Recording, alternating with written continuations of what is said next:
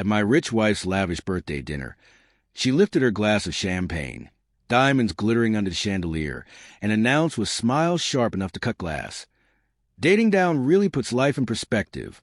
Now I know what I don't want." The table erupted in laughter.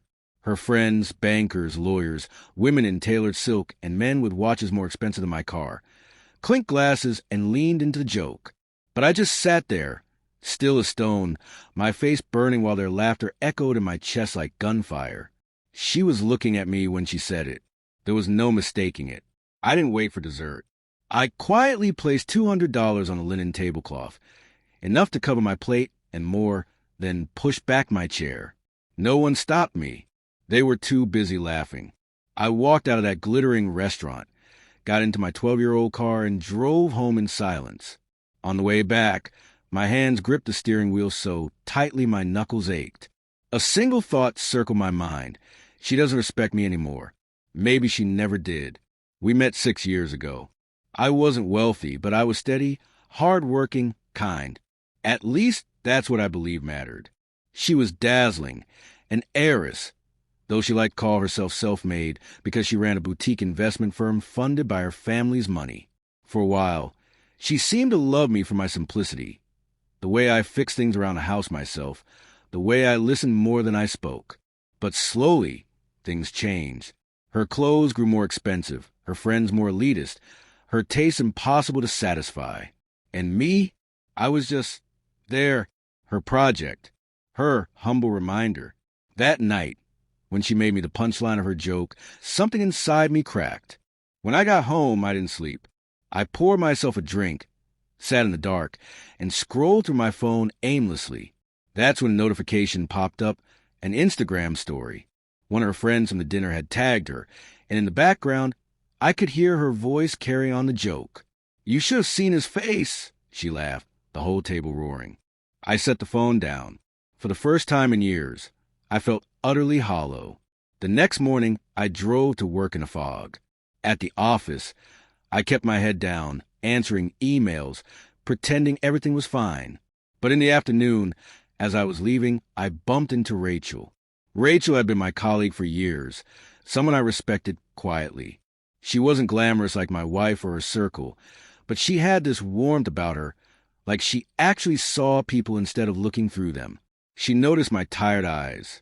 "Rough night?" she asked gently. And for some reason, I told her. Not the whole thing, but enough. The birthday dinner, the joke, the humiliation. She didn't laugh. She didn't say, "Oh, I'm sure she didn't mean it." She just placed a hand on my arm and said, "You didn't deserve that." That night, I thought about her words more than I thought about my wife. Over the next few weeks, the distance between my wife and me grew. She didn't apologize for the dinner. In fact, she doubled down. "You're too sensitive," she said when I brought it up. Everyone laughed. It was funny, but it wasn't funny to me. At work, Rachel started checking in more. Coffee breaks turned into lunches. Lunches turned into late evenings, working side by side. She listened in a way my wife hadn't in years. She cared, and I started caring back. The first time it happened, it wasn't planned. We were working late, the office empty, rain tapping against the windows. I was staring at a spreadsheet, but thinking about my life, the emptiness of going home to a woman who mocked me. Rachel touched my shoulder, asked if I was okay, and when I turned to answer, the words didn't come. Instead, I kissed her. It should have stopped there. It didn't. We found ourselves drawn together, every stolen moment charged with a hunger neither of us had dared to admit. With Rachel, I felt alive again, like I wasn't invisible. She wanted me, not my bank account, not my image, just me. And yet, every time I drove back to the house I shared with my wife, guilt gnawed at me. But then I'd remember the look on her face when she joked about dating down, and the guilt turned to resentment. She had already betrayed me in her own way, long before I crossed that line. Months passed. My wife barely noticed a change in me. She was too busy with her social events, her parties, her endless climb up a ladder that didn't matter to me. When she did notice, it was only to criticize. "You're distracted. You're distant. You're not trying hard enough." One night, after another of her galas, she stumbled in, tipsy and glowing from attention. She looked at me, really looked at me, and said, "You should be grateful, you know. Without me, who would even notice you?" That was the last straw. I didn't shout. I didn't fight. I just walked into the bedroom, pulled out a suitcase, and started packing. She didn't believe me at first. "You're being dramatic," she scoffed. But when she realized I was serious, her expression shifted, not to sadness, but to anger. "You're pathetic," she hissed. "You'll come crawling back. Men like you always do." But I didn't. I left. I drove away from the house, the life, the false glitter. And when I pulled up outside Rachel's apartment, she was waiting at the door, eyes filled with worry and something else. Hope. I didn't tell her everything that night.